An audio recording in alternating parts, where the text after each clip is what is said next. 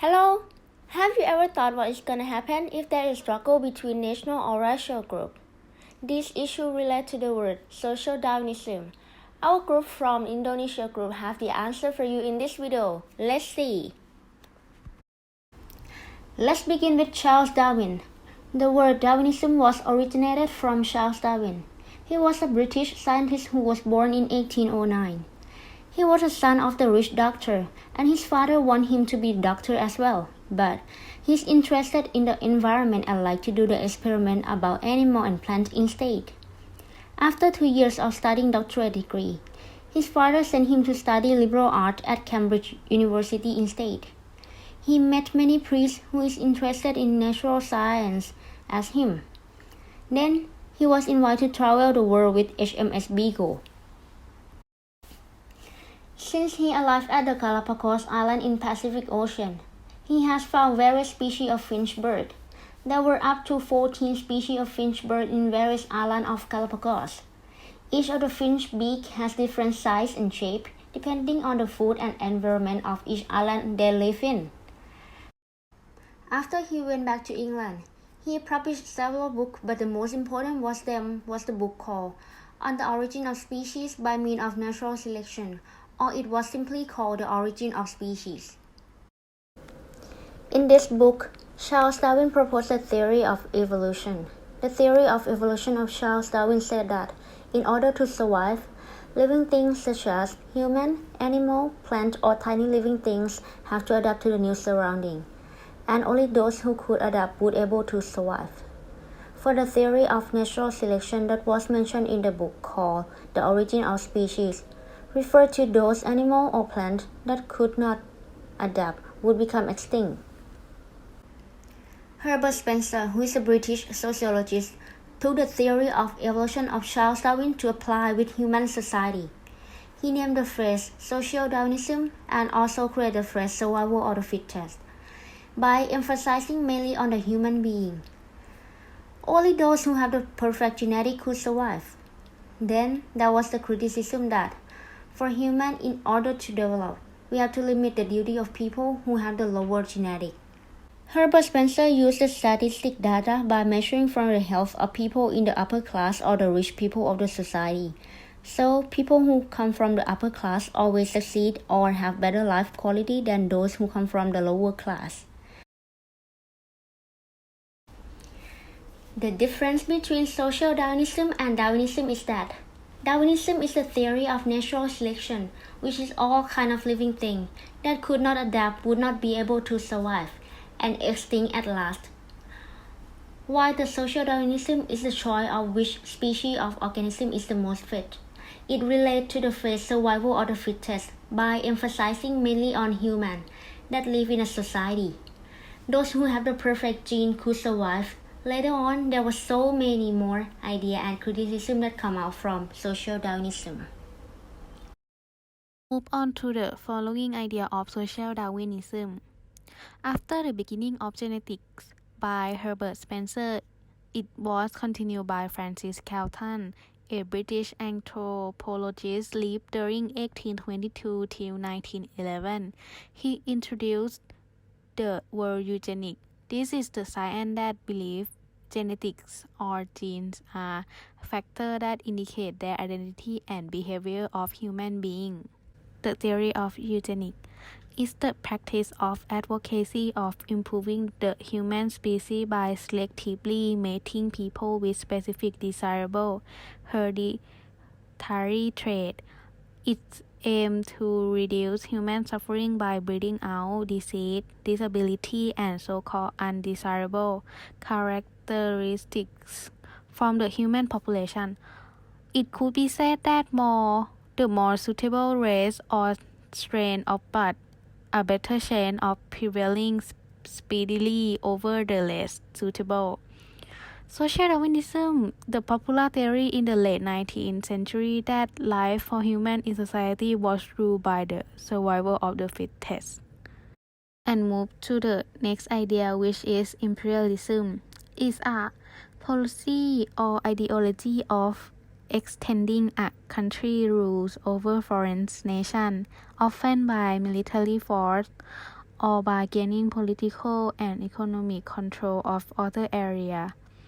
The extensions or expansion, which usually by the use of military force of a nation authority or rule over territory not currently under its control.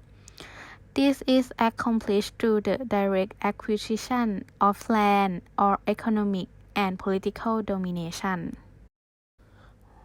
More on imperialism, authors believe that the Western nation had a moral or religious duty to civilize Asian, African, and Latin American nations, which often meant to Christianize them.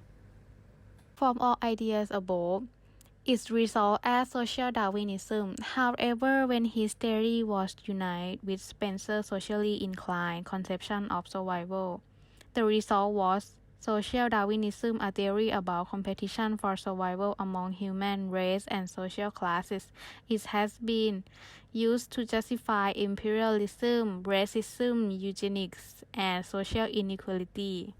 From the idea we discussed above, there are some people influenced by those ideas such as Anglo-Saxon expansion. British and American imperialists employ the language of social Darwinism to promote and justify Anglo-Saxon expansion and domination of other people, such as Britain, who has many empires. The most famous one is Indian Empire. For the next following idea, which is the spread of social Darwinism, which was spread during the wartime. Social Darwinist ideas spread to Germany, the Nazi, which was inspired by the example of British and American expansion. The Nazi, which ruled under Hitler rule, Germany became totalitarian state where nearly all aspects of life were controlled by the government. This ideological is related to the eugenics idea, which the idea is really harsh and cruel, and it led to the persecution of many Jews. For the last example, which is imperialism in Southeast Asia. The political motive for imperialism in Southeast Asia were mostly all based on a nation desire to gain power, compete with other European countries, expand territory, exercise military force, gain importance by winning colonies, and to lastly boost national pride and security. And for overall we discussed, let's move to the question. What are some of the ideas that come from following social Darwinism to its logical conclusion? There are several ideas such as the theory of eugenics and the imperialism, which both ideas also influence to each other and also inspire a lot of people to bring those ideas and adapt it to use in many events such as the imperialism of Southeast Asia. At first, let's talk about Patsarin's biography. He was born in London, England. He was defined as a founding father of mathematical statistics, a social Darwinist, and a business philosopher who strongly believed in the ideas of social Darwinism and expressed the ideas by his own book. The book named National Life from the Standpoint of Science in 1900.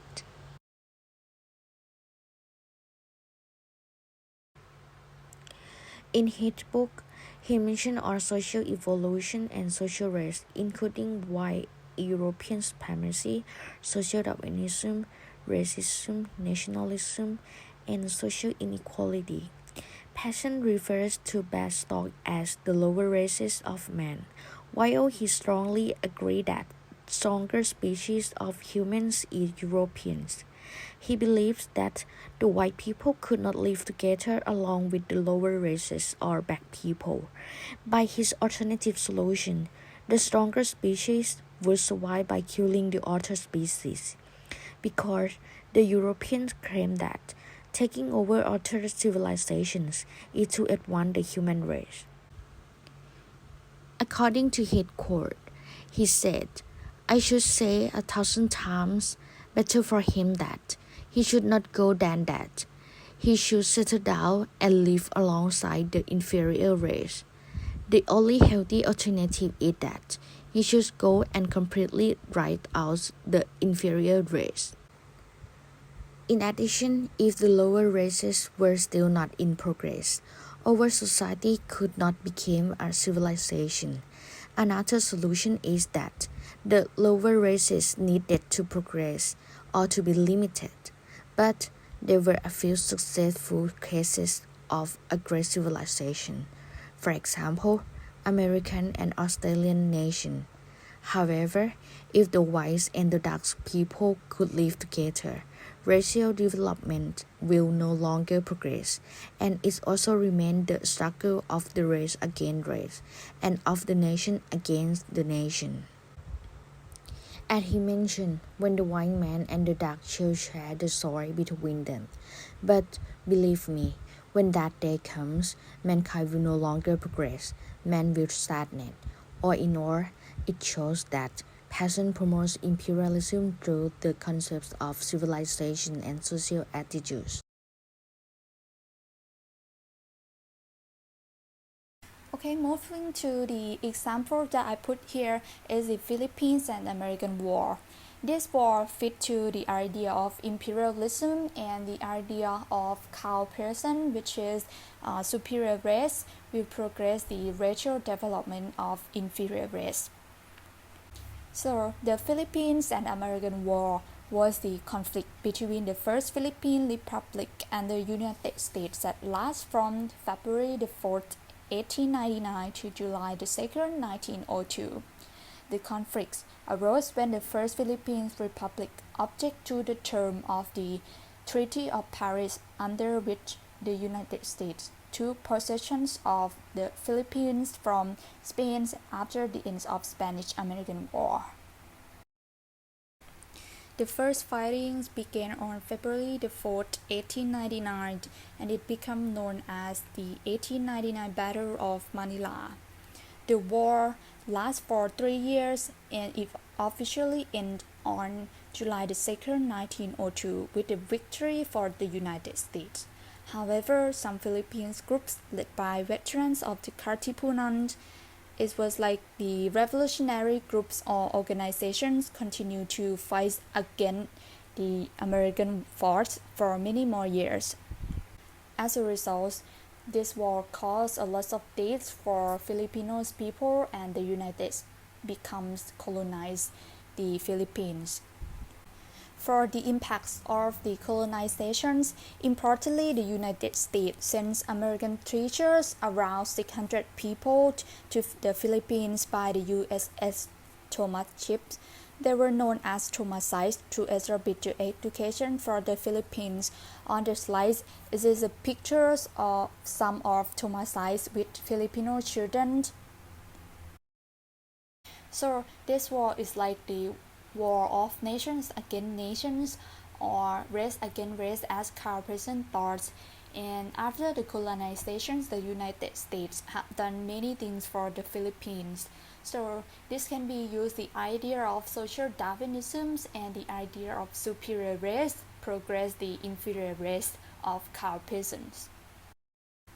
And on the next slides, there were many other things that the United States have done for the Philippines, such as this establishment of Catholic churches that were established by Spain many years before, and the introductions of the English language that used for education, governments, and business, and the elected Filipino legislator.